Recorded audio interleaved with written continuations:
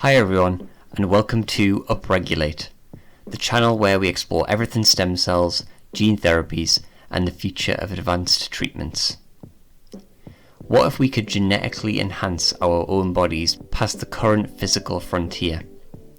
Stem cells have reportedly been used by sporting legends such as Kun Aguero and Rafael Nadal for cartilage regenerative therapy, as well as 100 million NFL stars. I have no idea who they are. All these guys, basically. Athletes commonly suffer serious injuries that could potentially end their careers or cause them serious long-term health complications.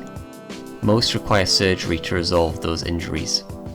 However, stem cell and genetic therapies offer novel alternatives to many of these surgical procedures, potentially allowing for treatments which are less invasive than surgery and can accelerate and augment repair.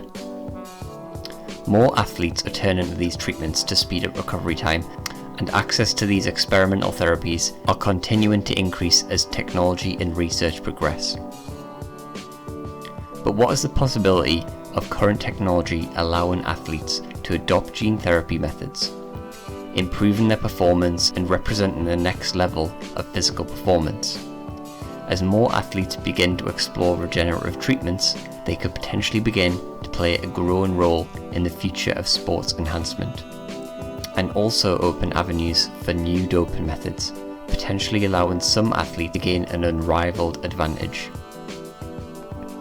And I'm not talking about like the Space Jam or Futurama style, like the bad guys. In what ways can athletes use gene doping to enhance their performance?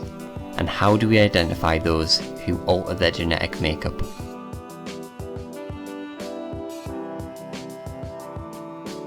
Gene doping refers to gene therapy treatment of healthy athletes for non-therapeutic use. The aim is to improve and enhance physical performance in sport and competition.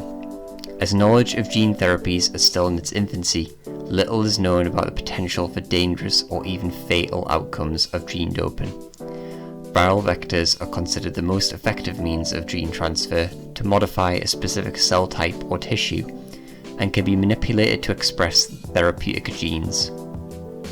Use of viral vectors to introduce genes is one method which could potentially be used in gene doping, and even viruses as conventional as the common cold virus can be used.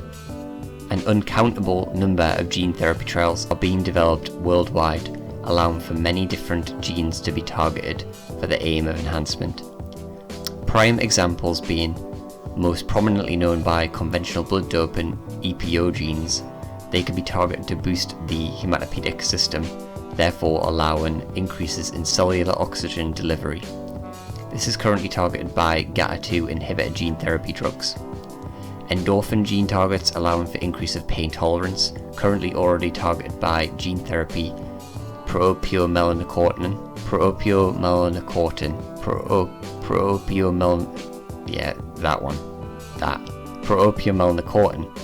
IGF-1 allows for the increase in muscular growth and repair, currently targeted by Increlex.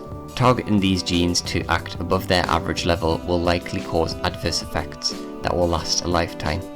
EPO enhancement alone is linked with hyperviscosity, restricted blood flow, severe immune response, stroke, thrombosis, hypertension, myocardial infarction, and heart failure. Gene doping is widely considered a huge threat to the credibility of modern sport and competition. Although no cases of gene doping have been proven so far, one instance occurred in 2003 where a top German track and field coach had been tried on suspicion of having provided the REPO gene, Repoxygen, to several of his athletes. Emails surfaced in the trial showing the coach querying how to purchase the then prototype. No other cases like this have been identified to date. In 2003, the World Anti-Doping Agency, WADA, added gene doping practices to the list of prohibited practices, before announcing to commit significant resources and attention to ways that will enable the detection of gene doping. As the international organisation responsible for promoting, coordinating and monitoring the global fight against doping in sport in all its forms. They stated, gene doping represents a threat to the integrity of sport and the health of athletes. Detection of dopers in all its forms is often likened to the analogy of the cat and the rat. Doping detection must evolve and learn quickly to anticipate newly developing doping methods. As doping methods progress, detection methods must also progress, therefore likened to a cat chasing a rat. Rapid advances in molecular biology techniques have allowed for new developments in gene doping detection methods. Next generation sequencing and PCR-based strategies could potentially be in the focus for developing these detection methods, but so far it's proven near impossible to identify athletes who have resorted to gene doping. Since 2001, 12 organisations worldwide have adopted genetic testing across a wide range of sports, including boxing, rugby, baseball, soccer, and athletics. As the field of genetic testing grows and becomes more popular, this may help in long-term anti-doping methods. In conclusion, gene doping presents a clear threat to all forms of competitive sport. Although no evidence currently exists to suggest gene doping is actively occurring, the gene transfer methods exist to allow it.